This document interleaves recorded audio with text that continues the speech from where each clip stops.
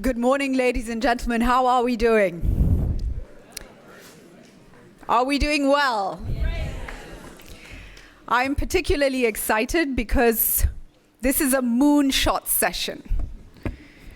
We're focusing on something ambitious and something that offers great potential to transform my continent, Africa. Thank you for joining us. I'm going to start off with some housekeeping details. This event is being streamed live globally. Many people will join us from outside this room, and it is being streamed in English, French, and Arabic. You can access this through live.worldbank.org. A warm welcome to those joining us all across the globe. Can you give them a round of applause, please? Please do join the conversation online as well. Our hashtag is Digital Africa. Share your thoughts, your views, your questions. We will be taking questions only from the hashtag. So if you do have any contributions or questions, share them there. I need to also just recognize that we have some live viewing sessions happening in specific places across Africa, and I'll give you those cities in a short while. But first, we're going to look at a short video on the All Africa Digital Economy Moonshot initiative.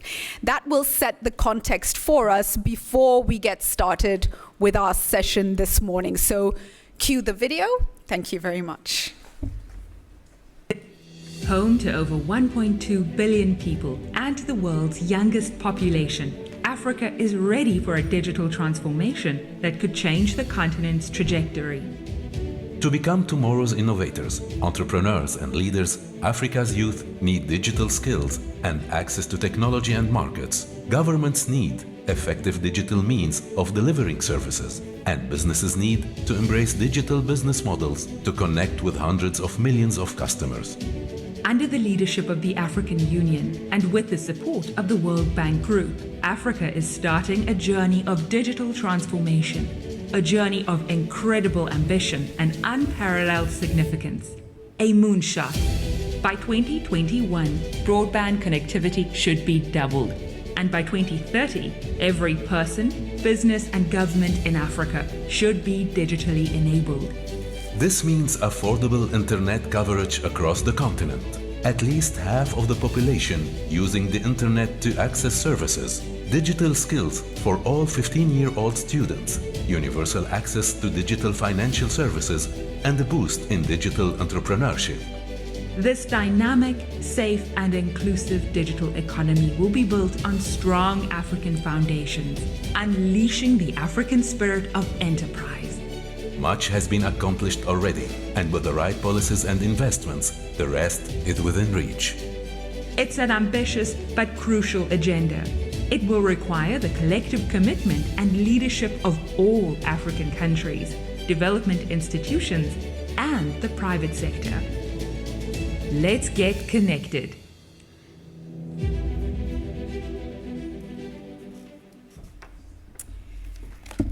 Ladies and gentlemen, Africa is starting a journey of digital transformation. My name is Julie Gishuru. I'm an Afro-optimist, but I am also a realist. And I believe this is an essential journey. But there's an African saying that says, the same sun that melts the wax hardens the clay. And so what is our intent? And how do we go about this journey? As we start this session, I want to put two questions to each of you here. What is your vision for African digital transformation? For the digital economy future of Africa, for the transformation agenda? What is your vision? I want you to keep that top of mind because we're going to be talking through that, the roles of the different stakeholders in all this. I mentioned that we have viewing parties across Africa. They are happening in Yaoundé. There they are. Welcome. Thank you for joining us. We also have with us Ouagadougou. Can we see Ouagadougou, please? Oh, they'll show us on the screen in a moment. Brazzaville is with us as well. Kinshasa, Libreville, Cotonou, and Lomé. Can we give them a warm welcome with a round of applause, please?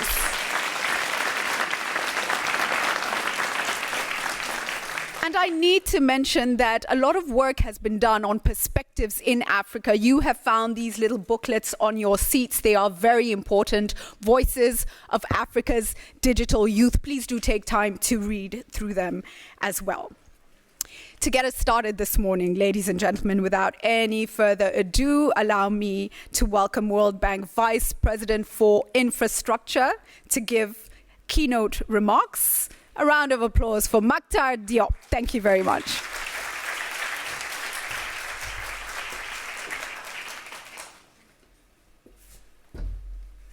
Thank you, Julie. Good morning, everybody.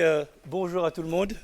I'm here to give the remarks in the name of our CEO, Cassandra Georgieva. Unfortunately, she had at the last minute been called in a meeting and asked me to deliver in her name remarks. I'm here with all my colleagues, the Vice President. I have Hafez Ghanem from Africa region, Farid, who is covering MENA, and Stephanie, the COO of IFC, will be giving the concluding remark. And we are all together in the same effort, and I'm just a spokesperson for a group of the management of Africa region, which is supporting the vision of the African Union. First point is this is an Africa Union vision that we are translating. This is not a World Bank vision. This is a vision of the leaders on the continent, and we have been here to support them throughout the continent, from Northern Africa to South Africa. They together sat and decided that this is what needs to be done to change and revolutionize our continent. And we are very proud in our institution to be here and to be able to support that vision. I would like also you to pause and look at the tags here and tell me if you notice something.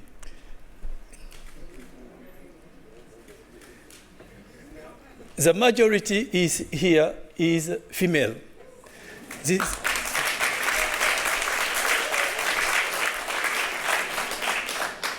And a woman was supposed to deliver this keynote address, and a woman will give the concluding remarks.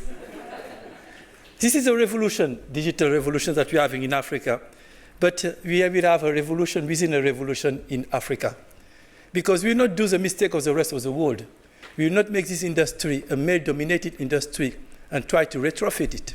But I think there's a potential that is grow to make it an industry we will grow, an economy we will grow, using the whole potential of the whole nation and bringing women and men at the same level. So I think this is a commitment that is reflected in what you will hear from all our leaders. But let me just go and say a few words about why this and in which context it occurs. Artificial intelligence, automation is playing a key role. And today and during these first 6 months, my two colleagues here have led their team to Silicon Valley just to show how disruption and the transformative technology can change the world and lead their team towards using all these instruments to make them a reality in the programs that the World Bank will be implementing in countries. Working age population will be increasing significantly in Africa. This is one of our challenges, population growth. But also, with this current trend, if we don't curb the trend, we'll have a large number of kids and young people coming on and become on the job market. We estimate that today there will be 300 million people unemployed if we don't change the situation, and both on the population growth but also opportunities. So where jobs will be coming from? There will be, so far, jobs in Africa has been coming from a commodity-based economy where, with all the fluctuation and variations that we know, and the reliance on world demand. Today, we have an opportunity to diversify the source of growth, and the digital economy is one of the main elements.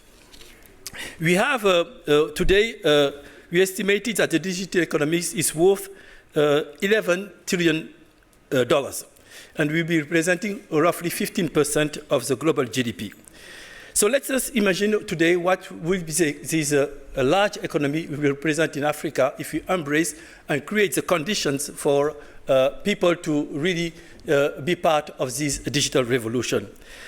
We are talking about creating an ecosystem which we have digital skills, where we will have digital IDs, and we will have financial services and e-commerces. And my colleague Gila, who is covering the Department of Finance and Economic Development, has already developed a strategy on e-government and fintech that is trying to really expand the use of these services in the economy in the world, and particularly in Africa. So digital economy today, we see that everybody is using cell phones. Countries like Kenya with M-Pesas are using financial services with cell phones. With a touch of a button today, you can pay your bill. More and more farmers are using mobile phones to be able to get prices and reduce the importance on middlemen, which were taxing their production. We have seen that a lot of engineers are building new tech initiatives, and recently, when our CEO was in Kigali, she saw what is happening in Kigali, and particularly by the Innovation Lab and the Innovation Center. So, but if you compare today Africa with the rest of the world, we see that of the 20 least connected countries in the world, 20 are in Africa. Only 22% of homes have access to internet, while 24% of people use it. Too few citizens have a digital ID or mobile wallet, which is locking them out of the critical services and e-commerce. And we have seen in countries like Kenya, once we open and liberate that space, the impact it can have on the economy. Across North Africa, just 41% of adults have access to a formal account at a financial institution, well below the average for developing countries. So e-finance will be a critical element to deepen financial services access. With a population of 1.2 billion, Africa is home to 3 unicorns, or private companies with a valuation of more than 1 billion. By contrast, UK, with just 60 million people, has 16 of them. At the African Unity Summit in Addis, there was a clear message. We must together and take a bold approach about digital transformation. And Dr. Amani, who is the Commissioner for African Union, will tell you the vision that the head of state have laid very clearly during that meeting. Governments are moving forward in Ethiopia, in Egypt, in Tunisia, in Morocco, in Senegal. Things are moving in Rwanda. Things are moving. Everybody is embracing the new economy and the digital economy. So, when the Moonshot, which came from our colleagues from MENA region, was presented to the head of state, there were a total convergence of view. And the convergence of view was we need to have more resources to finance the digital economy. We need to better coordinate, because there are a lot of initiatives. We need to bring the private sector. We need to bring foundations to support that effort. We cannot afford at this stage to have these dispersions of efforts that we have seen in the past when it comes to the digital economy. And how to better coordinate to let the users, the recipient country, being in the driving seat and being able to give the strategic direction. And that's what the Moonshot is about. It's about Africa as a whole. It's not about sub-Saharan Africa or Northern Africa. It would be a vehicle of further integration. And I just want to say that to reflect it, I don't want to speak in the name of my 2 colleagues, but they put one regional integration director who will be covering the 2 parts of Africa to ensure that that integration is happening throughout the continent, and the digital revolution embraces the whole continent of Africa. And I think that Debbie Wetzel here would be able, in other occasions, to say more about it. So what are the main pillars of this plan? First, we need to increase broadband connectivity and make it affordable. Today, we don't have enough broadband access. It's expensive. So we need to create the condition. You need to invest in fiber optic. We need to liberate all this dark fiber optic, all this fiber optic which is installed and unused because of policy restrictions that are put in countries. That will help. This is the first pillar. The second one is to invest in skills, because it's not about having beautiful fiber optic. High connection is more important is to use it and to have content. And I'm sure that the private sector members here represented in the panel will tell you more about what they see as a potential to channel more content from Africa. It will not be, if we want it to be a revolution which is meaningful for Africa, it cannot be a one-way stream. It cannot be just importing content to the African continent, but we need to export content and to transform the economic reality in our countries. Third pillar is to have platforms and digital services that connect people to products, services, and information.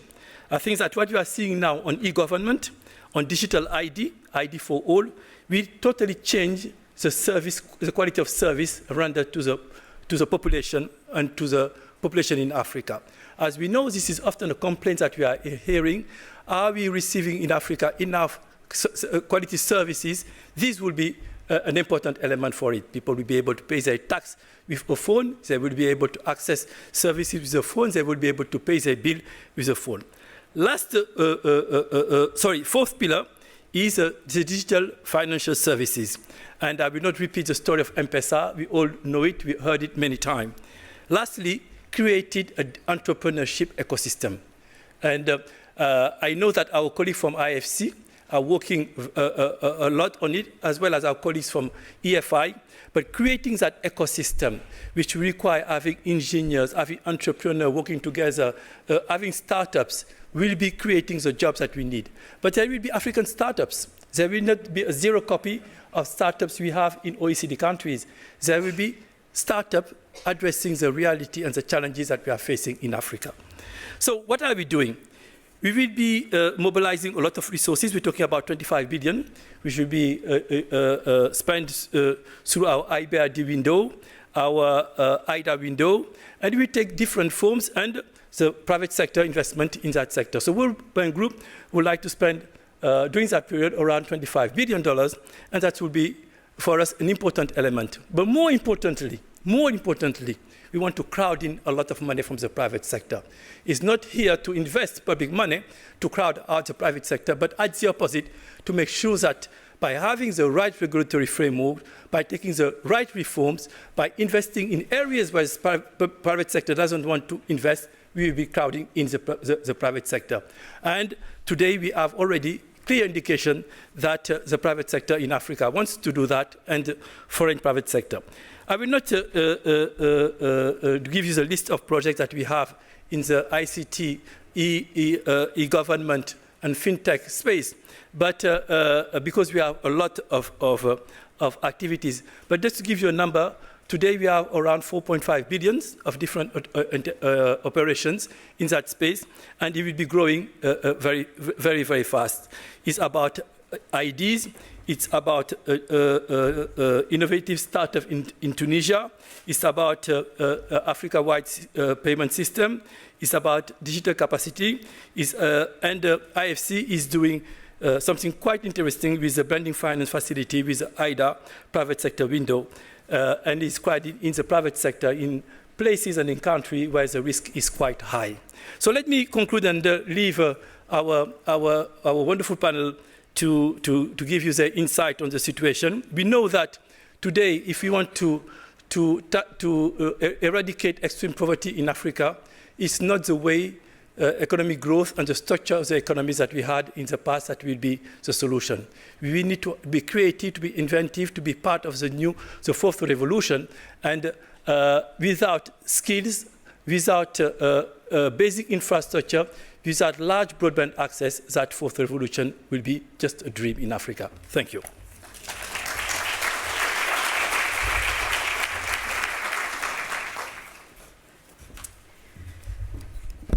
Thank you very much for that, Maktar. And he tells us this is a vision really of the leaders on the continent. We need to grow the digital economy using the whole potential of the whole continent, women included, absolutely. There's a risk of 300 million unemployed. That's a risk, a serious risk. We need to do a lot. This will be a vehicle also for further integration of the African continent, and this is an agenda that is owned by the leaders on the continent. To get our discussion started on all these issues, let me now welcome an incredible panel to take their seats. Ladies and gentlemen, we have with us Amani Abu Zaid, the AUC Commissioner for Infrastructure. Please give her a round of applause as she comes up.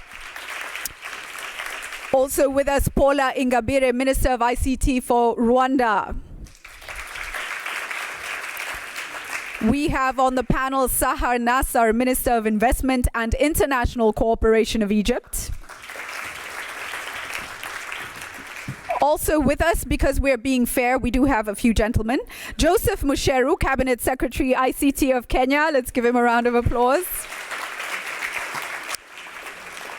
And from Andela in Nigeria, we have Omowale David Ashiru. And last but not least, Lanre Kolade, CEO of C Squared. Thank you.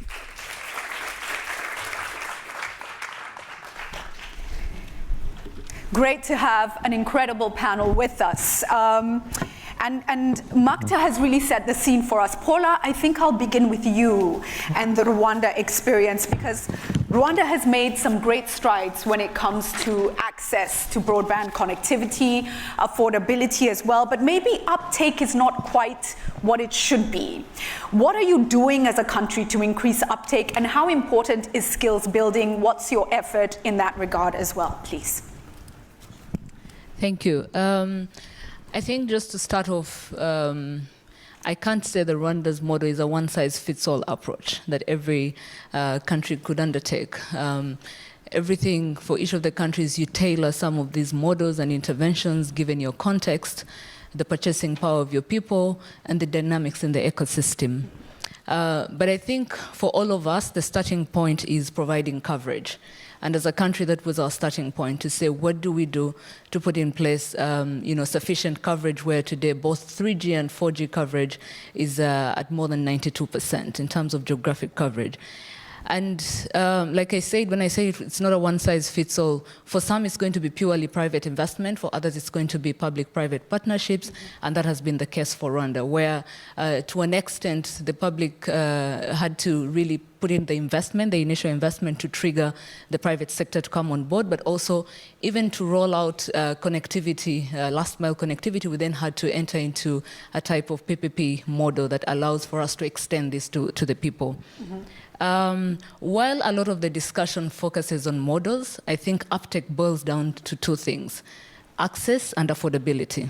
And I think for Rwanda's case particularly, when you look at access, where we have a wholesale model for 4G, you have all the mobile network operators having their own 3G networks, but we've also encouraged infrastructure sharing, where you have the towers and the fiber all under an infrastructure sharing model. And overall, I think Rwanda has the lowest broadband prices, even in as much as the uptake is still very low. Right. So when I said it was about access and affordability, yes, we have the connectivity, but I think when it comes to access, then we need to think about devices. We need to think about ways of bundling services so that these services can be consumed by the people and are affordable for them. And I think what we've been doing is really to put in place a policy and regulatory framework which fosters access, which looks at affordability, but also availing spectrum to all these operators at affordable prices, putting in place a reasonable tax regime, and then providing relevant content. And to speak to your point about skills... I will come back to that in just a short while. So thank you for setting the context for us. So I will come back to the skills issue. Minister Nassar, I want to jump to you now. And an exciting time, of course, Egypt chairing the AU. The digital agenda for Africa is massive. You are in charge of ICT as well as investment in Egypt. That's your docket. I want you to paint a picture for us of your vision for Africa's digital economy. What should it look like, and what role is the Egyptian government playing? Thank you very much, and it's great to be on a panel with the majority dominance of women, and that's key in Africa. So something we want to promote even further. I'll start first with Egypt. What's happening back in Egypt is that we've moved forward with a comprehensive digital transformation strategy that focuses on 3 main pillars. Infrastructure, which was highlighted by Mokhtar at the beginning, that requires adequate and sufficient infrastructure. Second, that you want the right ecosystem and the right conducive business environment to allow the private sector to come in to complement the work that the government has been undertaking, and that's key. So how can you make the environment conducive? Third is investing in human capital, is training the skills is very critical here, and especially in lagging regions and lagging governorates, and that's another important pillar. In Egypt, we're also moving with smart cities and new communities that are also will promote more innovative technology and digital transformation. And of course, access to finance and the services, the digital services that we provide to people, including investors, automating the whole system, making the environment conducive, because that's also is a very excellent tool for combating any corruption, but also e-financing is critical. One thing that's one thing we are working also to scale up while Egypt is, His Excellency President Sisi is presiding the African Union. In fact, as we are here today, during the presidential visit, we have the Minister of ICT.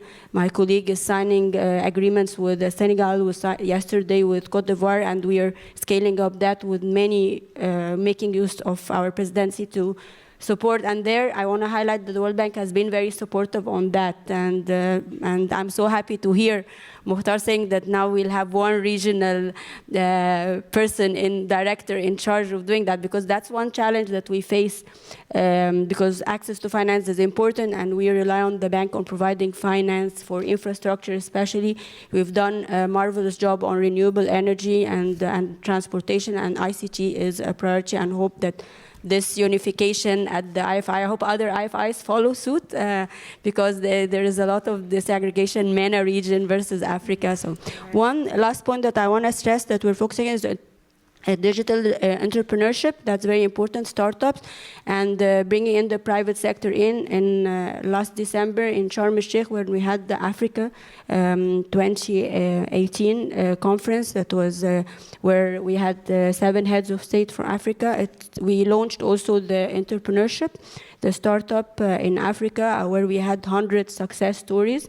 FinTech, where we're putting a platform for young entrepreneurs, accelerators, technical finance, access to finance, and also using the mobile and the different innovative tools to promote innovation in Africa for young, with a lot of focus on women. So we are making sure that at least 50% of our startups that we're very proud of, and we're very passionate about supporting our women and young, in a very young continent. Thank you for that, Minister. I think that's what it's all about. It's really how to get the different sections of the population engaged, participating and thriving in this economy. Let me come to you, Minister Musheru, now. And of course, you know, the Kenya story has been told over and over again. Everywhere you go, it's the M-Pesa story, and you know, that the transformation that enabled. But I want you to share with us, what can other African economies learn from the Kenya experience, and what challenges are you facing now? Because things are moving really fast. We're rolling out 5G now. There's still a lot to be done. So what challenges do you still face? What advice do you have for African economies, please? Thank you very much, Julie, and good morning, everybody. It's great for the World Bank to be discussing digital in Africa. This is something that we've fought for a long time. M-Pesa is something that people have talked about a lot. And I would say first, we're trying to take advantage of opportunities. I won't call them quite challenges. I think it's new opportunities that come up when we look at the transformation that M-Pesa has given. I think when we started as a country, the main challenge was, you know, you're asking people to become almost mini banks across the whole country. They advertise that they have cash because that's where people will be going and cashing in. And the concept was not understood. The challenge that was there is that, you know, really, can you send money using mobile? I think that's now something of the past. Everybody knows that you can be able to do that. But then the banks came in and started having a challenge. I think when the licensing was done, the mobile money platforms were supposed to be just transport. There was not meant to be any, storage of the money. Unfortunately, you can't go and force people that once you put money into the wallet that you have to take it out. So now there's the push between the banks and the mobile operators, and really the finance ministers, and I see C.S. Rotich here from Kenya. One of the key places it started was with the banks. So you'll find a lot of the other African countries take this platform first to the banks, and the banks have a different way of viewing how you transfer money. M-Pesa was able to transfer money, at fractions of cents, almost similar to what you're now seeing with digital currencies, and the banks have a challenge. The technology is usually the easiest part. We use USSD, which is probably the lowest of technology. Now M-Pesa has an app built on it, which uses data. But even with USSD, it is stable and it works. The key thing is being able to find and register all the users that will be using the platforms and all the value adds that come now from there. So now we have many of the people using these platforms being able to receive money. You need data that will allow you to be able to offer now loans.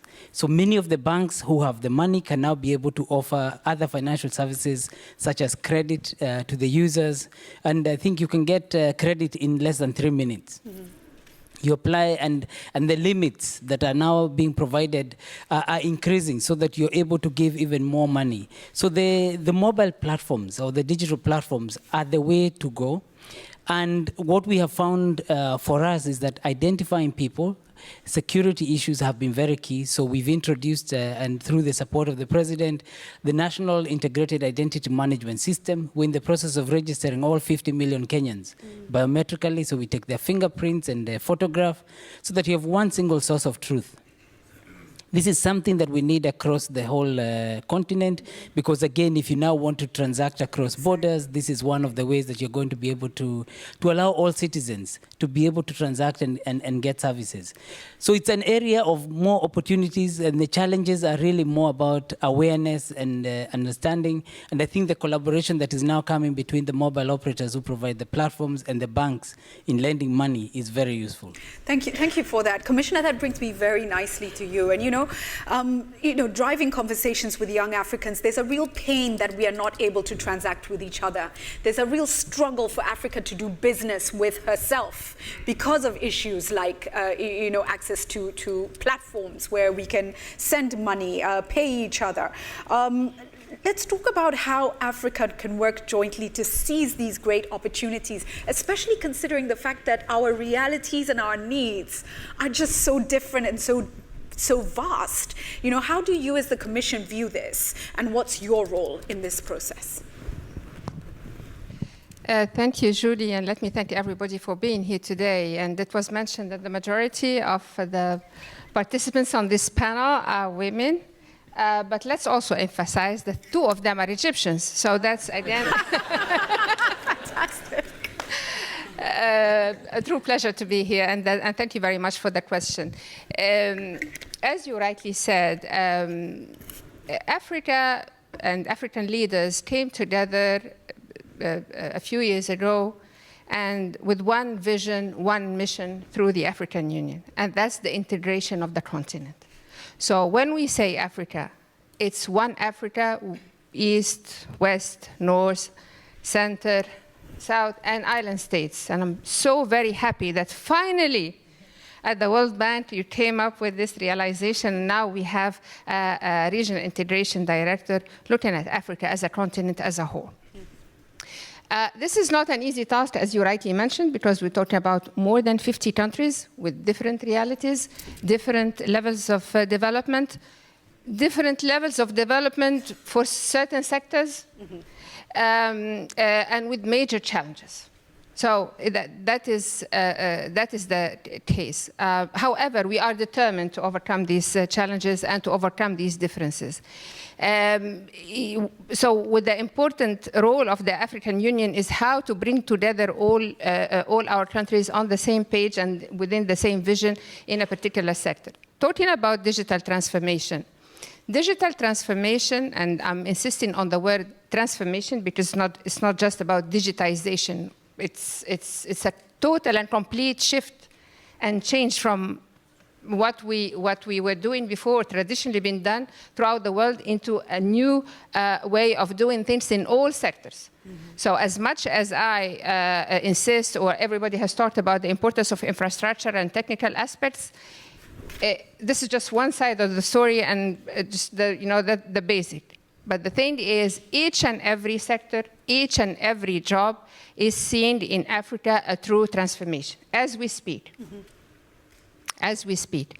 You've heard about the virtual banks, about financial inclusion, about smart cities, and the list can go on and on, with major and profound impact on the lives of people. Now, our role as the African Union is to formulate or to formulate a vision, a common strategy, a common framework for all these efforts, whether the country's efforts, our leaders' efforts at the national level, but also the efforts and the initiatives initiated or is being done together with our partners, together in one comprehensive, holistic approach that works for Africa, so as the success story is not anecdotal in one or a few countries, but rather it becomes the continent's success story, and the transformation is throughout the continent. And that is not, it's not something that I'm dreaming of, it's a reality. Remember, last year, in 2018, we launched the free trade area, the continental free trade area in the continent. In less than a year, is getting into force, it's becoming effective in July. We launched Can we give that a round of applause? Of course. The passport, the free movement of people, the liberalization of airspace, we are moving very fast on the continent, and we are determined to make the technology work for us as well and in Africa. Thank you so much. Thank you. And, Lanre, that brings me right to you, doing some incredible work in different spaces across Africa. But I know in your own country, you're not doing anything right now. Yet. The issue of policy is critical. And I want to tap into this. I want this to be a relevant conversation. I want you to speak to your key stakeholders. And government, I suppose, is one of them. But for you to do effective work in the digital economy in Africa, what do you require, and what are your greatest hindrances at the moment? Let's make this real. Okay. Yeah. Thank you very much. Thank you, everybody, for coming. And C-Squared is not in Nigeria yet, but it will be in Nigeria very soon. Okay. And Madam, there are also 2 Nigerians on the panel. So, there are 2 things. Okay, and they're very similar things. One of them is the policy, and the other one is the investments. Those are the 2 things that hinders us in what we do, basically. Now, and you see, the 2 are actually 2 separate ends of the same thing. The policymakers, government, regulations, laws, and regulators. Investments, financial institutions like the World Bank, the IFC, the OPIC, everybody that can give money to do investment, private equity firms. The issue that you have with fiber and fiberizing Africa, which is one thing that Africa is very passionate about, and C-Squared is very passionate about, is that fiber and broadband penetration is a long-term game, okay? You need patient capital. You don't want somebody giving you money and wants a return in 5 years. It won't work. You're talking about 10, 15 years, right? But you see the underlying impact of that infrastructure, that digital infrastructure, and what it does to the African. It changes the mindset of the African youths, okay? Mukhtar was talking about 300,000 youths, people that are going to be unemployed. By 2045, there will be 400 million African youths, okay? If we don't do a digital transformation that we're talking about, if we don't have the right infrastructures, if our governments don't, and I'm going to create your indulgence, wake up to the fact that they need to fix this problem of letting the environment get liberalized for things to happen, of letting private sector, and I repeat, private sector actually lead these initiatives to get it to happen, then we have a big problem. Now, why private sector? we've been doing these things for a very long time, since the 60s, when a lot of African countries had independence. They've gotten a lot of money from the World Bank. They've gotten a lot of money from everywhere else. They've gotten grants. What have they done with it all this while, okay? But guess what has happened in the digital space and in the telecom space in Africa? It was private initiatives that have given us, in Nigeria, phones for the first time in like a very long time, yeah? M-Pesa happened in Kenya. It was Safaricom, okay? So there were different businesses that are doing different things to get that. So two things. Policy makers must make it happen, and the right investments must come in. So soft money must be given to private companies like C Squared that will provide open access networks, okay, that everybody else can use. So the information highway can be created, but you see the underlining and the bandwagon effects that you get from that is what is most important in what you do. So the government must regulate. They must put the right framework in place for the private sector to thrive. Thank you. Thank you. Thank you. Thank you. Thank you for that. That brings me to skills, acquired knowledge that is required for all this to happen as well. And it brings me to Omowale the Andela story. As a recognized talent developer in Africa, there's a lot to be done. So what's your rallying call to us all? We have government here, we have private sector here, we have financiers in this room as well, we have civil society. What's your message to us? Good morning. Thank you very much. Well, since everyone is talking about the composition of the panel, if diversity is how we win in the world, then I think Nigeria is already winning on this panel, because not only are we two, there's one man and one woman, right? Okay. So the Andela story I'm really passionate about because, everybody has talked about technology and all of that, but people have to build the technologies. Everything that we're going to do in the digital transformation, people have to build it. So we need those skills. And Andela started on that premise.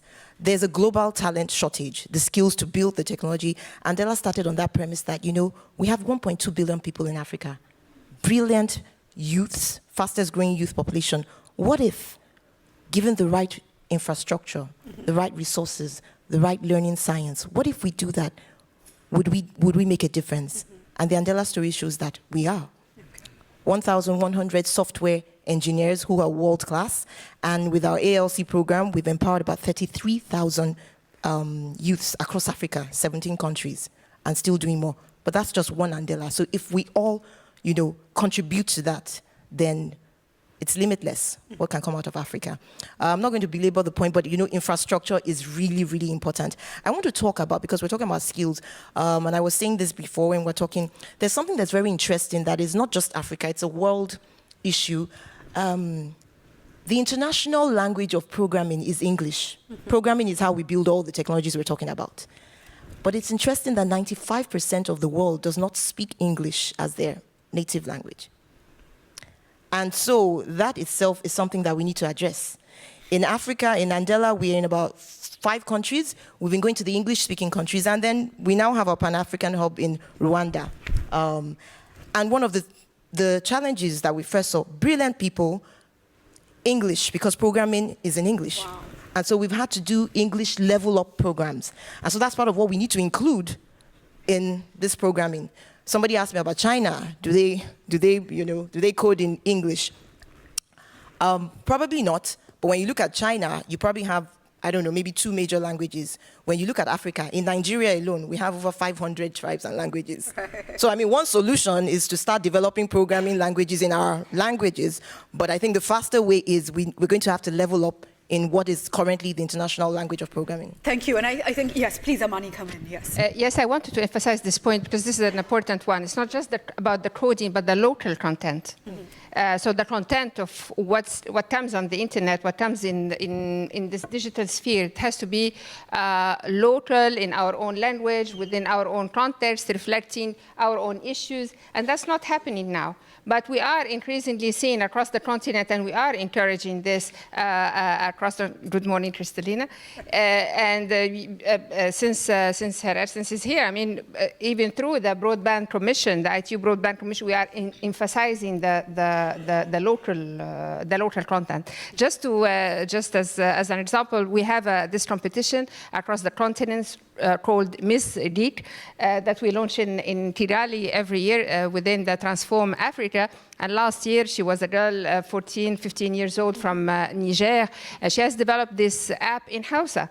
For her own community and to help with the community and the women in the community. That's what we also want to see happening throughout the country. Thank you for emphasizing that. And I think we can say that those who develop local, relevant content will win in Africa. And already we are starting to see that happen. Let me just recognize the presence of World Bank CEO Kristalina Georgieva, who has joined us, and she will speak a little bit later, I believe, will share a word or two with us.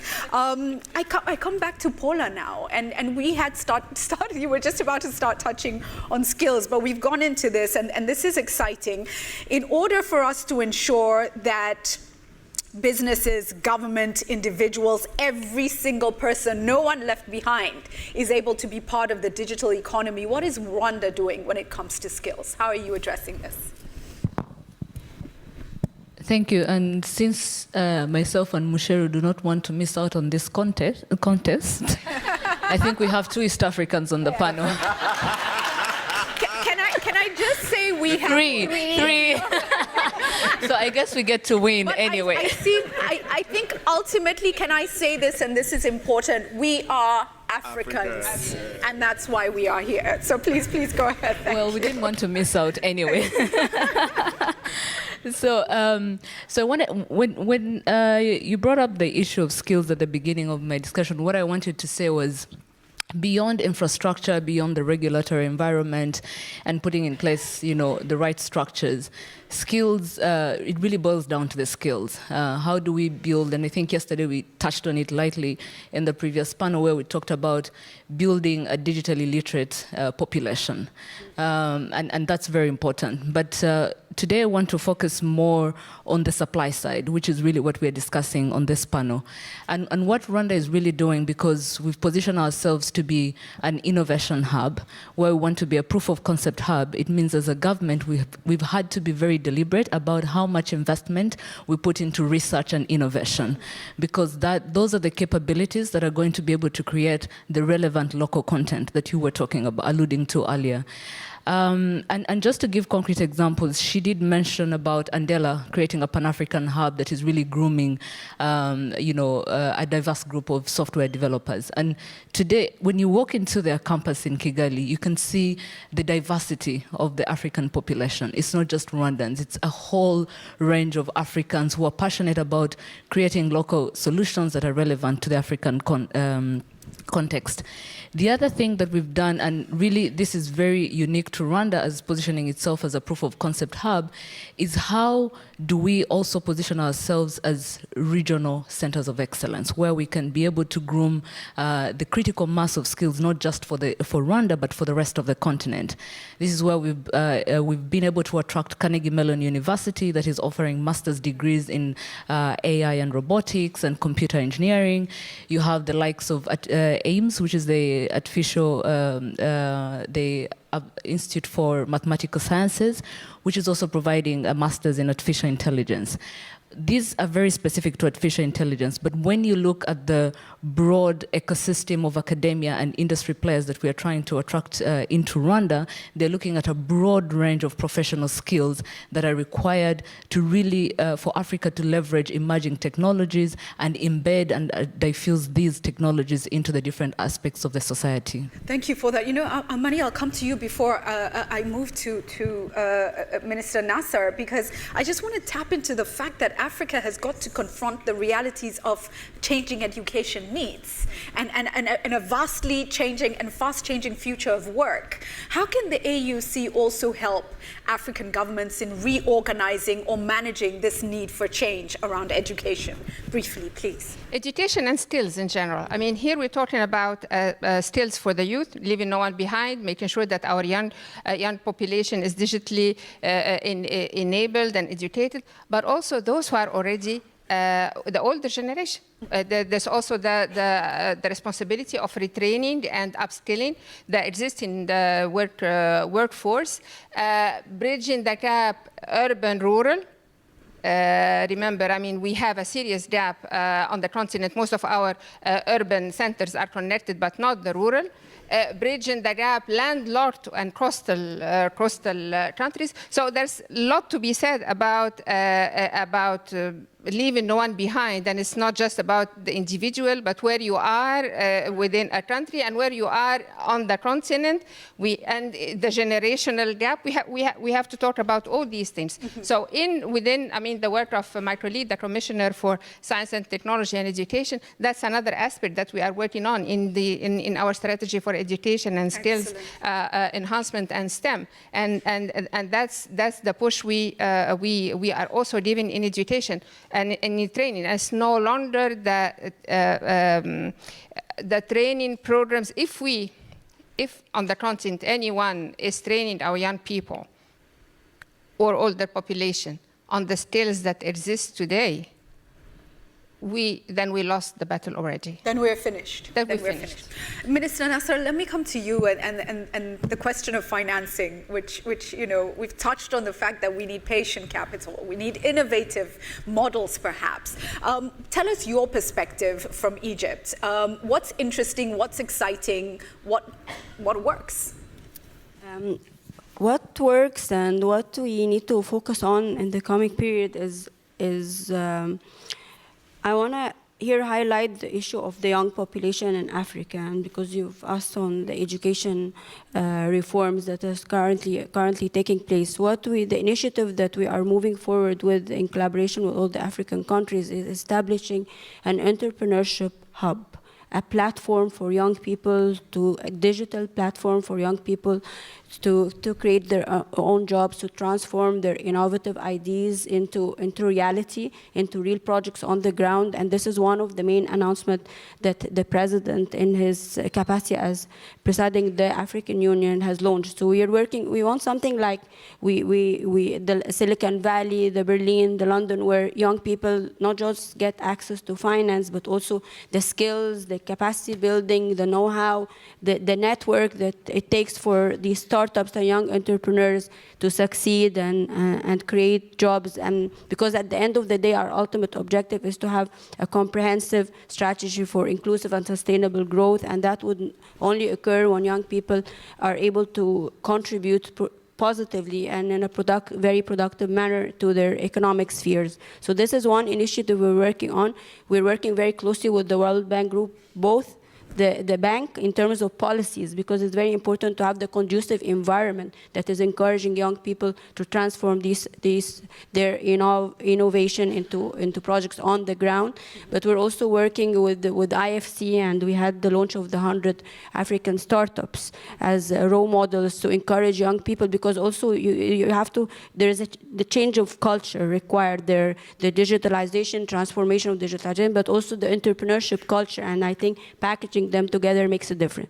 On education, Egypt is moving forward with a very comprehensive education reform, and that is something we are also working very closely with our friends and partners, but also our African countries. And I think that's also one thing we are working closely with Amani on, because it's also digital, because we're also doing a partnership on, for example, teachers, early childhood education and curriculums, and there the sharing of knowledge and expertise among African countries matters a lot. Another area which is very important links is healthcare services. Right. That's a priority area, pharmaceutical. And so what we're doing with the digital platform is connecting healthcare services to capture the knowledge, the expertise, especially on a very critical issue that is health, and that is all about investing in human capital. So young entrepreneurs, education and health and vocational training is critical for a growing and prosperous Africa. Thank you for that. Joe Musheru, that brings me right to you. And ladies and gentlemen, by the way, I just need to mention the Global Teacher Prize Award for this year went to a Kenyan teacher in a highly challenged environment. His name is Peter Tabichi. The school is Keriko Secondary School. I've been there. It really is, the most difficult environment. And he's teaching STEM in that environment. And he's got a group of young girls who are actually coming to America. They are in the finalists in a science competition. They produced energy out of natural, plants in their area. So remarkable. And Joe, I bring this to you because it's great to have the hubs and the centers that will address the needs of maybe the slightly more sophisticated, those who are more ready, more refined, maybe a little bit more urban. But it's not enough, because we know that Africa is diverse and we have a lot of rural populations in urgent need of solutions as well. So from your perspective, when you look at the potential, and I think agriculture plays a big role here, but I really want to hand this monster to you, that Africa is massive and hubs may not be enough. And what is then the solution when you have willing partners sitting down saying, look, we are all in this, we want to transform? What is the answer for so many who are on the fringes, who are not at the center? Thank you, Julie. In fact, I was going to say the youth and the Africans are not waiting for us as governments. They're actually moving forward already, and it's for us to now catch up with them in providing the infrastructure that they need, providing all the services that governments have to provide. And I think the best example is this digital work. In Kenya today, we've just done a survey. We have got over 638,000 people that are just working, young people. Some of them are working for actually many multinational companies. I'll give an example. In one of our EPZs, there's thousands working, and what they're doing is that they're just labeling packages from one of the top logistics companies here in the US and actually globally. So they package, they do that. There's others that are following the NFL, they record all the games, and then they're the ones labeling what each player did, and by the end of the morning, they've sent back that here to the US, and you can go to each player and say, you played well, you did not play well. Wow. It is being labeled by very young people, actually, in Kenya right now. They didn't go to formal education. Nobody is there right now teaching them on how to be able to do these things. They're learning on the job, and that number is actually growing exponentially. That's great, but before you continue, then what is our responsibility as governments to then really step in, and what is the role now to take it to the next level? In fact, that's where I was going to go. Right. So there are two things. One, many of these jobs are available online. In fact, as government, we've started a program called Ajira Digital, where we're providing the awareness to the young people and then skilling the young people so that they can know how to be able to do these jobs, how to behave when they're online. So you receive a job, you must actually deliver. You can't just receive and then you don't deliver, because the quality then changes. But we as governments must provide the infrastructure that's required. This infrastructure includes how do they get paid, the financial services. When they receive their money, do you actually immediately accept the money, or do you start questioning, is it clean money, is it not clean money? Because again, not everyone has understood what this money is. And it's some of them are earning thousands of dollars. So you want to give them the skills, you want to give them the infrastructure that they will need, because you need good connectivity. You need to provide them with the identification. If you can't identify who did that work or who is actually working on the other end, then some of these companies will not give some of the secure information. So you want to give medical records to be transcribed. How will they be transcribed if you can't tell who these people are? So digitally, you must make sure everyone has an ID. You can be able to tell it's so-and-so, this is where they logged in, this is where the services are. And in terms of awareness, you want to make sure that not only do they know that those opportunities are there, but also businesses. You'll find that the private sector are the ones that are really pushing for these jobs and for these young people to be able to work. Right. They want to be recognized, and in a sense, we have got wild structures of how you employ people. So if you're employing people on what are called tasks, then you can't give the contracts that are required, the insurance and all these things. So you have to find ways of making sure that the new ways of working, the regulations take that into account. You'll find when we're looking at these skills in Kenya, one of our challenges has been many of the jobs actually being done in English. Our languages are disappearing. I'm sure most of you use Siri or OK Google. They don't understand our languages. And in fact, at some point, this artificial intelligence is going to create an intelligence gap between our people and those that speak these other the languages like English and so on. So we need to take charge. I mean, some companies who I was talking to have already put translation services in their platforms. Thank you. But they've left out most of Africa. So red flag issue there that we need so those to are keep an things eye we on. must take into, especially with these artificial intelligence areas that are coming. Thank you. So that we're not left behind. I see Paula and Amani. So Paula, go ahead, please. Yeah. Very quickly, and just to respond, when you asked the question, I felt like I needed to speak to this. I think one of the things that we need to do as governments is to be open to disrupt education. And we've seen examples in many places, including where you have coding for employment programs and coding programs where some of these skills are embedded at secondary school level. And by the time students are getting out of secondary school, they are employable. They do not have to even go through a university education, but they can quickly get into the workforce. The second thing is, at a very early stage of education, there are things we need to be deliberate about, like numeracy and literacy, where English and math or French and math become like foundational subjects before one can move to the next level. The last bit that I want to talk about is upskilling of teachers. Teachers will not give what they do not have. How much are we thinking deliberately about upskilling them in this digital economy? Thank you so much. Aman? I would like to add, to all the excellent things that have been said by the two ministers about the liberalization of the economy, the ecosystem, the skills, but also it is our role as governments to protect.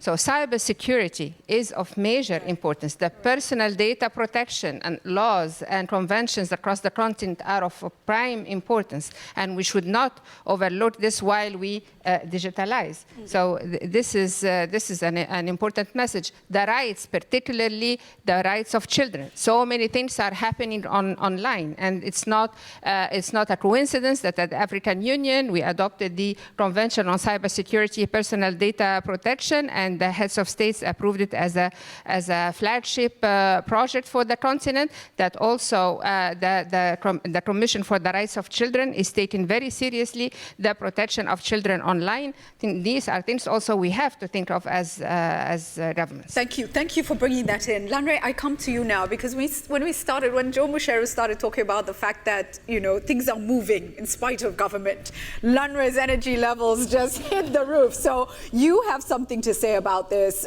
Please contribute your thoughts. Very simple, okay? Yeah. 1 billion people, okay? All they need is opportunities. Create the opportunities, they will thrive. All you need is the access, and you need to read and write. I don't need to understand chemistry to be a pharmacist, okay? If I can read and write, and then have access to the internet, the largest library in the whole world, right? I can be like the Malawian boy that harnessed the wing, okay? William Kamkwamba, okay? And do more. There are 1,000,001 William in Africa. Right. Empower them to do greater things. Wow. Okay? I was talking earlier about government. C-Squared has an initiative that what we did in Liberia. That thing only happened because USAID, the government of Liberia, and C-Squared actually implemented it. So it's a public-private partnership initiative. We have 200 kilometers of fiber in less than a year in a place that didn't have anything before. We've connected 50 government institutions. We've connected universities. 11 universities in Liberia right now will have Wi-Fi. For the first time, they're going to have broadband. Yeah?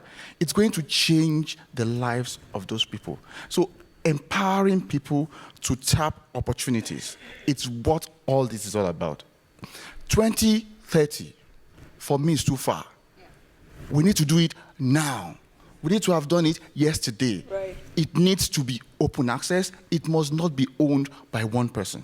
The government must provide the enabling environment. I understand cybersecurity, I understand controls and all that. But you see, if you don't, the problem is we are going to be digitally colonized if we don't wake up in Africa. We need to do things now, not tomorrow. Not if what Minister Mishori was talking about, IDs and biometrics. Okay, if you had that, we can have digital elections as is done in Estonia. Okay, it becomes transparent. Then we don't have dictators in place because people can get out of power because things are happening. So when you do this internet thing that you're talking about and you get broadband to everybody, yeah, it's going to change everything from the political landscape to the economic life. Just leave the rest to the Africans. We will make it happen. Thank you. Thank you. Create the environment, leave the rest to the Africans. Can I just say, Julius Yego of Kenya became an award winner on the javelin from watching YouTube. So, I mean, just give it to them and they'll make it happen. Joe, very quickly, then I'm coming to you. I was just going to say, and as we talk digital, we must not forget film. Because film is where we tell our stories. Right now, all the stories are coming from out, and those are the stories that our youth see, and therefore that's what they learn. So we must invest in digital infrastructure for film. Right now, many of our film theaters are being converted to churches, and I have no problem with churches. It's just that people are not watching all the movies that they need to, and that's where culture is also getting lost. So we need to be able to ensure we're investing in all the infrastructure, not just broadband. So film, TV series, documentaries, the African stories. Omole, I'm coming to you now, and I know you have something to contribute. And as you prepare to share your views on the conversation, a very interesting question has been posted by Ratsima, and I think you're the perfect person to try to answer this one. What is a digital economy? Isn't it too far away from the population's needs for me to have access to water, sanitation, housing, basic infrastructure before digital economy is more important? How would you respond to that? Well, thank you for asking that question. It's an important one because, I mean, if you can't eat, then everybody talking about technology and digital, it becomes irrelevant to you. But just like Lanre is saying, whether you like it or not, the world is moving towards that. Everything that we're talking about, be it medical, science, be it water, all of that, the bedrock now is technology. Transportation, technology. So technology is the bedrock of all those things. In fact, solving many of those challenges will come through technology. I like to give the example of maternal health. And we have a lot of people, not just maternal, just people dying because of something as simple as medical history. So somebody is sick, you get into a hospital, there's no medical history. Now imagine you had a card, like an ATM card, that you carry around with you. You're ill or anything, you enter any hospital, immediately it's put in, your medical history comes up. You're saved. So technology is the bedrock. So I empathize with the person asking that question, but the truth is we're going to solve those problems, those challenges through technology. So we can't ignore technology. Right. Otherwise we become extinct. Thank you. And you know, just to further answer that question, if you think of the young Pokot man looking after cattle somewhere in Kenya, in a semi-arid area, who has incredible challenges, being able to understand weather patterns based on the technology that he uses on his phone, being able to understand where his cattle are using drone cameras. I mean, there's so much that technology could do. So, you know, very exciting time. I posted by somebody else, I can't even pronounce this name, Optimistic. Okay, optimistic. But spelt in a very interesting way. How do we influence leaders and convince them that digital transformation and e-governance can yield the desired results? We started this morning with Mukhtar telling us that leaders have taken this agenda on, especially from the ministers and the AUC. Can you here tell us with certainty that there is political will and commitment to drive this agenda through? Who would like to respond to that? Yes, I think there is political will. And earlier when Zaid was presenting, she did mention the role of the AU in really making sure they put in place a framework that sets standards and regulations, continent-wide standards and regulations that allow for us as governments to plug in and say, if we are going to be rolling out these digital solutions, how do we do it in a manner that makes them interoperable and inclusive? And then to the next level, and I think the starting point is with the African Commission, the African Union Commission that sort of creates those standards and policies at a policy level. Then you have the Smart Africa Alliance, which now is more at the implementation level, where we've had a collective resolve as governments to say, can we create an organization that allows us to share best practices of what we've implemented in terms of our specific digital transformation agendas, so that today if I'm implementing smart cities, Kenya or Ghana do not have to burn some circuits trying to implement something, but can learn from what we've done, and in a way we are able to move in a much faster, inclusive and equal way as an African continent. Excellent. So I think at a government level, at the AU level, we're all coordinated to make sure that digital inclusion, digital transformation agenda trickles down at all aspects of governance. Thank you. Would anyone like to add, Amani, please? Yes, so we do have now a resolution that was taken, in the last summit in February by heads of states to develop this digital transformation strategy for the continent. We had in November the summit, African-European Summit on digital economy. We're having the AU-EU task force on digitization. We're having with the Broadband Commission with all the UN agencies a clear guidance on digital transformation on the continent, and Smart Africa, of course, and in most of these commitments, the private sector is very much present, so that's an important element. The level of commitment cannot be overemphasized, and what I can say that all the stars are aligned now for Africa for this digital transformation. It's really up to us now to seize the opportunity. The stars are aligned. Minister Nasser, would you like to add? I just want to confirm there is commitment from the highest political level, for sure, definitely. It has been reiterated by heads of state, by the President of the African Union, and that has been officially announced again in Sharm el-Sheikh, and we're in action now. We're beyond the political commitment. There is the vision put by heads of state, but also governments are moving forward with the implementation, because we want to move from vision, strategies to reality. And we want to also, as Egypt is the chair for the African Union, we're very committed, and we are working again very closely with our development partners on that, and we are also scaling up. We are very happy with the initiative, the digital initiative of the World Bank Group, and we're also working closely with IFC colleagues to bring in the private sector, because the challenge is how to move fast in areas that we have lagged behind. So that will require not just the resources from the African government, but also scaling up with the private sector. For example, we've signed an agreement with Liquid and with Apple during the Sharm el-Sheikh event, because that scaling up will help us achieve at a fast track. And that is important. And that's where the role of the government, I totally agree with you that the role of the government is to ensure that the environment is conducive for the private sector to come in, because we cannot deliver on that alone. That's for a fact. And hence we need to work also in integrating, because also even the utilities issue, I think digital helps a lot.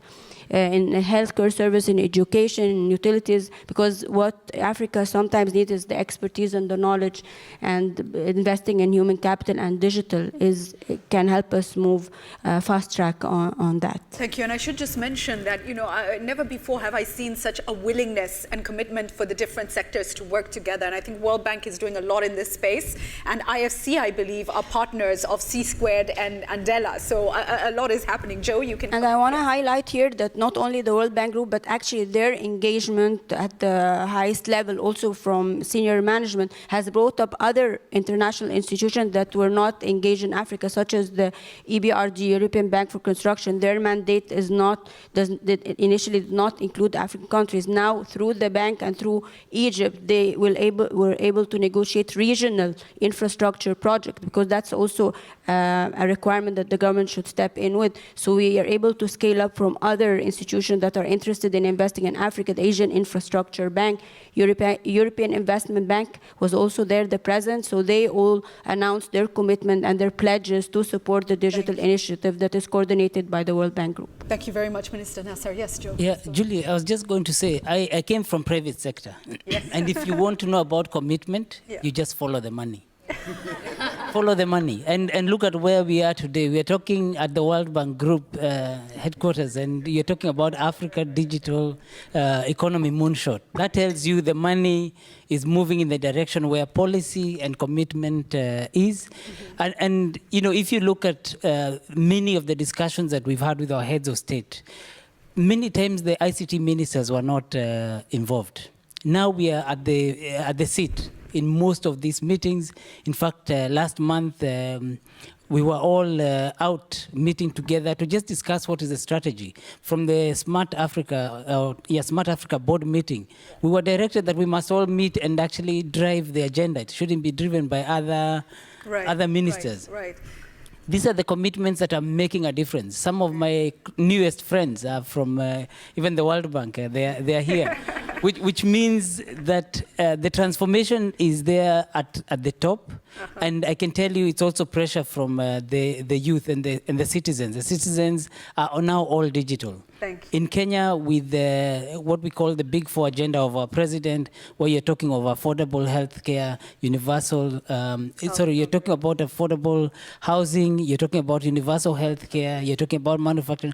All these have to do with jobs, but technology is at the heart. We're registering all the farmers so that we know what inputs they need so that they can be able to then produce properly. So the commitment is 100%. Thank you. I'm coming to each of you for a parting shot, and I want to connect it to a question that was asked, which in a way I think we have answered, but I want us to keep this in mind as we leave this session. This is Musica Timothy. He says, as is the case for most programs in developing countries, the immediate beneficiaries are the residents of urban centers. How can we make sure this new vision reaches rural residents as well? I do believe we've touched on that. Omowale, I'll start with you and your parting shot on this. That if Africa is to transform truly, we must make it intentional that all of us are able to move in this new digital economy, that we are all able to find a space and to thrive. In order to do so, what's your parting shot to everybody in this room? I think two things. They say half of winning is showing up. If Africa is going to win this digital economy, we need to show up. And what's showing up? Digital, somebody talked about digital ID, a situation where we have less than 50% on the internet is not showing up. And that's where we also need help from the government and from organizations like, the World Bank and IFC. So we need to do that. The other thing is awareness. We asked about what the government can do. I think we take it for granted that people know the importance of technology, but I don't think that's the case, because I attended a program in Nigeria where we had a lot of government officials, and when we spoke, the results of our speaking, people were galvanized, and the government was like, okay, what can we do? We have 54 distinct countries in Africa. I'm happy for programs like this. We have ministers here now, so we need to do more of this awareness so that people know how important this digital revolution is. Thank you very much, Joe. Mine is to say that plans that are put together are able, and I've seen them come to life. I mean, like C Squared, when it began and the ideas, when it was being cooked, you would think, well, this is ambitious, this is big, but the kind of transformation that is happening is real. So these plans that we're seeing being put down can actually be implemented, they can work. I've been waiting to see Project Loon take off. At least in Kenya. It's something that we've been pushing. That means that you'll have 4G coverage 100% in the whole country. That means everyone will be receiving broadband wherever they are. Wow. They don't need to move to the urban centers. They can work from there. They can receive their digital payments. They can even receive their education, whatever it is, in those places. Right. the key thing is that some of these ideas that are presented sometimes seem that like they are pie in the sky, but for me, I've actually seen them come to life, and they are real, and they will transform. And so everyone that is involved in the policies, in the strategies, and in the planning, be committed. We will actually see this. Thank you very much. Sahar, please. There is commitment at the highest political level for digital transformation. There is need definitely for more integration among African countries, and there is commitment, and hence we need to work very closely, ensure that the investment is conducive for private sector to come in. That's very critical, but also that we are able to work very closely with our development partners to make it happen on fast track. Thank you so much for that. Amani. Not to repeat what was said earlier, yes, the African Union, thanks to our leaders, is leading on the digital transformation strategy for the continent with the help of all partners, bridging the gap not just in infrastructure, physical infrastructure for connectivity, but also physical infrastructure itself in energy. Remember, we would not, ICT would not work without energy, and decentralized stations in rural areas using the new technology and using the ICT technology for payment, and is turning also the lives of our people in rural areas, including for ICT. And we are coming up with all kinds of innovative solutions, including the transformation of our postal services to turn them into hubs in the rural areas, also for e-governance, for ICT access, and for financial services, because we are keen to bridge the gap also between the informal and formal economies and more social inclusion and empowerment. Thank you so much for that, Paula. I think we're seeing a shift for most of the governments where we're shifting into a more citizen-centric approach. And the promises of technology are that not only is it inclusive, but it also bridges the digital divide between urban communities and rural communities. And particularly for Rwanda, we're very excited about the Digital Moonshot program, because the 5 areas, infrastructure, digital financial services, platforms, and skills, and innovation and entrepreneurship, are things that are very well aligned with the digital transformation agenda that's not just for Rwanda. I did mention even at the AU level, but also at Smart Africa. The model of Smart Africa is that we have flagship programs that each country carries on. When you look at those flagship programs critically, they align with all these 5 areas. And so that's the excitement, that's the hope that now with these partnerships that we're forging, we seem to be converging towards one angle. And one last thing that I want to talk about and responding to the question of how do we include the rural communities. I think the kind of partnerships we're talking about here today go beyond just the private sector, but also the communities. How do we work with communities to co-design solutions that respond to their challenges, because they understand these challenges better than any other person? Thank you so much for that. Lanre, you have the final word. Yeah, good. I think the most important thing to look at is that believing in what we are about to do, for me, is more important than the results. Yeah, because that's the beginning of the success. When you believe in something, your approach to it is totally different, okay? Everything that comes on your way is not a problem, it's a challenge, and you overcome it, and you run around it, and you find a solution. That's the first thing. The second thing is what we are doing here today is to lay a foundation where we will unleash the imaginative and the latent energy of the African youths. We will release African youths from the constraints of the boxes that we found ourselves in literally right now, and we will change the dynamics of our beautiful continent. Thank you very much. Thank you so much. An incredible panel. A warm welcome to Kristalina as she comes up to speak to us. Thank you. Can I grab your mic? May I borrow a mic? Yes. I just don't want to stand behind this podium. Hello, everybody. My name is Kristalina Georgieva. I am the Chief Executive Officer of the bank. I was supposed to open this event, but it happened that I benefited from actually coming and listening to a fabulous panel. Give them a big round of applause. It also provides me with the opportunity to demonstrate to everybody that this is not your grandmother's World Bank. We are agile and adaptable. Which takes me to the topic of today. You might have heard me telling the story how I got it that the world has turned digital. And it was through a conversation with my granddaughter. As a good grandmother, I was telling her how when I was her age, she was 5 at that time, there was no TV, there were no computers.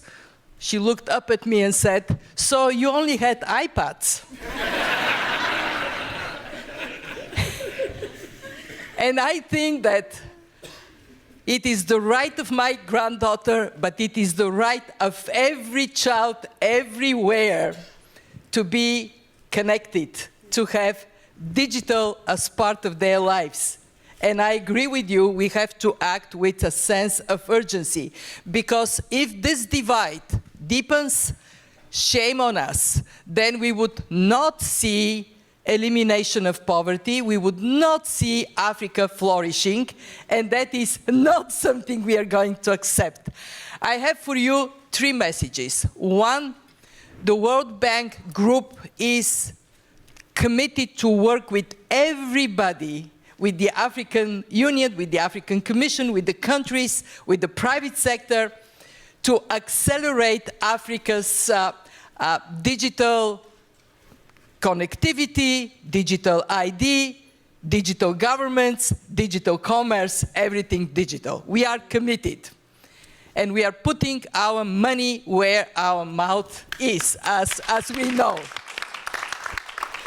2, it is important to answer those who are asking, is digital going to mean less attention to my daily needs?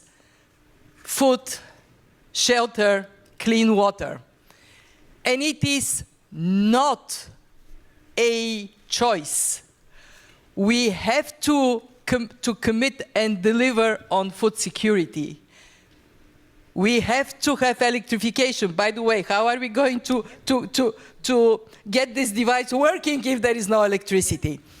We have to commit to do all this together. But if we miss on digital, then Africa would be falling behind. And that is not at all possible to allow to happen. So it is development in a comprehensive manner, but digital is the enabler for Africa to shoot forward. And 3, a message to my colleagues from the World Bank. That is not only us serving Africa and digital transformation. It is digital transformation giving us a chance to do something really cool. And I was listening to the panel and thinking, that shaking up the world as we know it is once in a lifetime opportunity. Brings me to closure with my favorite song. My colleagues know which one it is. Queens. We will rock you. Hey!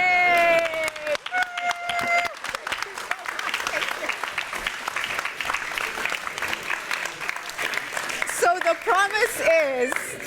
promise is the World Bank will rock us, right? Okay, fantastic. Thank you so much. Thank you so much. Ladies and gentlemen, let's now get closing remarks from Stephanie von Friedeberg, COO of IFC. A round of applause, please, as Stephanie comes.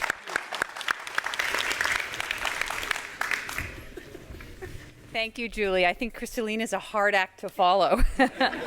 I would first like to thank all of our panelists for the rich discussion today.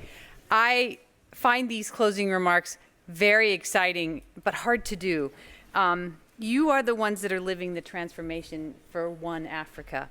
And as I heard from Mokhtar, this is a revolution which gives us the opportunity to also create gender parity. So it's a wonderful place to start. And it feels to me like Africa is having its own Moore's Law moment. Mobile data has increased 20-fold in the last 5 years, establishing the continent as a leader in mobile money. And as we've heard from our panelists, Africa has tremendous aspirations for the digital economy and the benefits it can bring its citizens.